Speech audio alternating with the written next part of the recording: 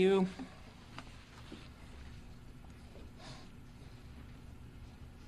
For being present today. This is a pretty tough press conference for all of us.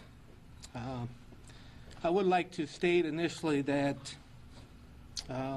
introduce our task force members, which consists of the Federal Bureau of Investigations, U.S. Marshal Service, Great Lakes Fugitive Task Force, the Bloomington Police Department, Normal Police Department, McLean County State's Attorney, Department of Illinois State Police, and the Leroy Police Department.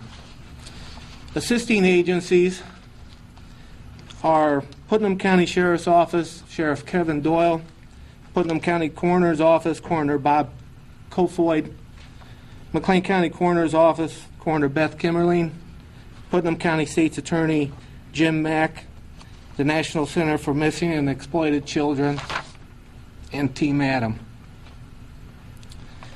On Saturday, March 7th, 2009, at approximately 10 a.m., Michael Connolly picked up Jack and Duncan in Leroy, Illinois, for a weekend visit.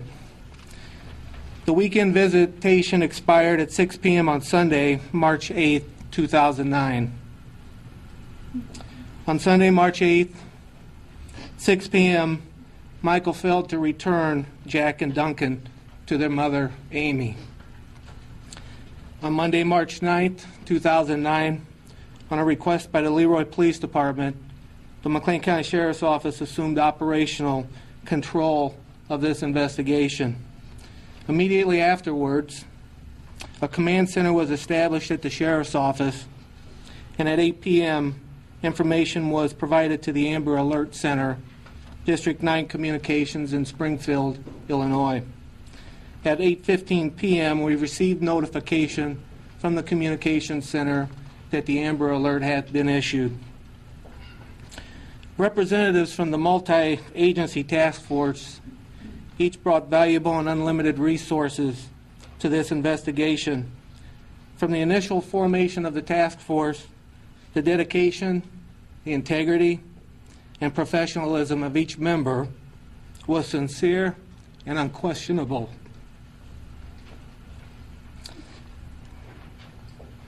Emotions were high and desire was strong.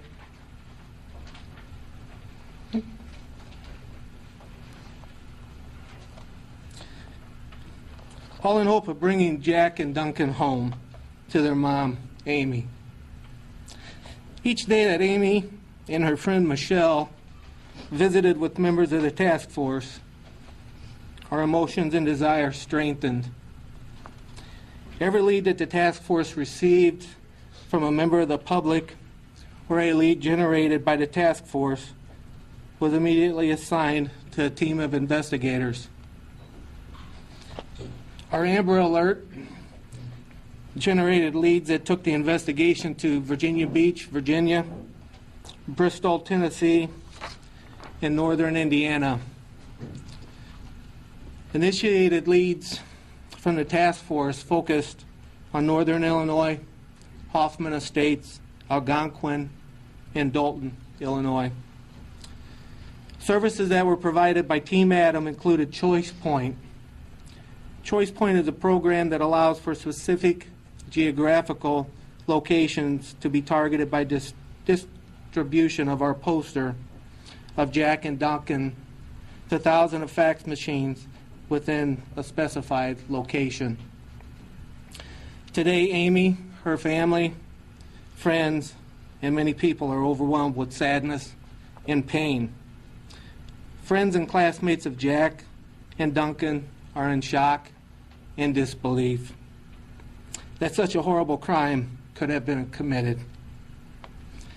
I must report that approximately 5 p.m. yesterday, Sunday, March 29, 2009, I was notified by Sheriff Kevin Doyle of Putnam County that deputies with his office located our suspect vehicle in a remote wooded area in Putnam County.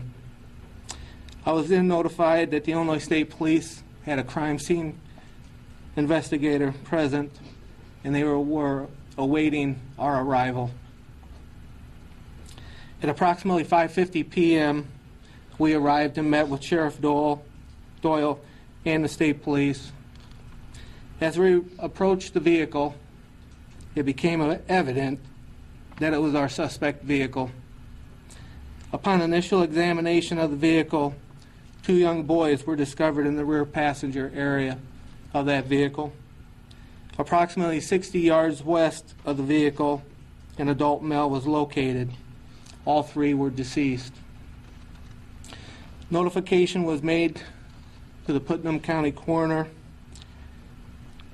and after arrival of the coroner and information of the investigation that we had conducted was provided, the bodies of the deceased were transported to McLean County Coroner's office.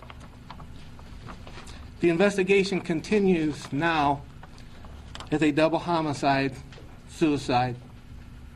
Our hearts and prayers are with Jack, Duncan, and Amy Leitenberg. That's my prepared statement. If there are any questions, we can take a few questions. Sheriff Emery, at what point first of all, did you get any information from the Sheriff's Office as to, the Putnam County Sheriff's Office as to whether or not they discovered it on their own? Was this a tip that came to them from a resident? It was a 911 call that we received. Can you give us? That was Sheriff Doyle, Putnam County. How were they killed, and when do you think they were killed? Our office is investigating that, and right now the autopsies are being performed as we speak, and at this point we cannot divulge any information regarding that. Do you think that they were there for some length of time, and perhaps it wasn't seen off the roadway? The car could have been there for weeks? Again, I cannot comment on that. The investigation continues. Was there any obvious signs with the bodies as far as the state of the bodies? I cannot comment on that at this time, sir. Can you give us your name at least? Yeah, I'm Bob Kofoid, Putnam County Coroner, and along with the wishes of the family, we're respecting their wishes not to divulge any of that information at this point. Can you tell us about their injuries? I cannot at this time. Any reason to believe that the 3 were in Putnam County this whole time? I would say at this point, actually, it's a respect to the investigation and to respect to the family. This investigation is less than 24 hours old, and we're still considering an investigation, and we'll treat it like that way. And we don't have the answer to them questions right now. There's still many leads that will need to be followed up, and we'll continue to work with all the agencies involved. Were any weapons recovered? Were any weapons recovered? As said before, at this point, this investigation continues, and there's a lot of issues that we will not comment on now. Did Mr. Connolly have any contact with his family or with police at any point? Could you please repeat that? Did Mr. Connolly have any contact with police at any point or with his family? At this time, we have no indications that Mr. Connolly had contacted any of the family members, and the authorities had not had any contact with Mr. Connolly from the date of his disappearance. Could you be a little bit more specific regarding, I know it's a deep wooded area in Putnam County, is there anything like And I can't explain it. It's approximately about 8 miles to the south of Hennepin, and I'm about 2.5 miles from Henry, back to the north. Is that on an area commonly called Taylor Road? It is off a road. It is off the road of Taylor Road.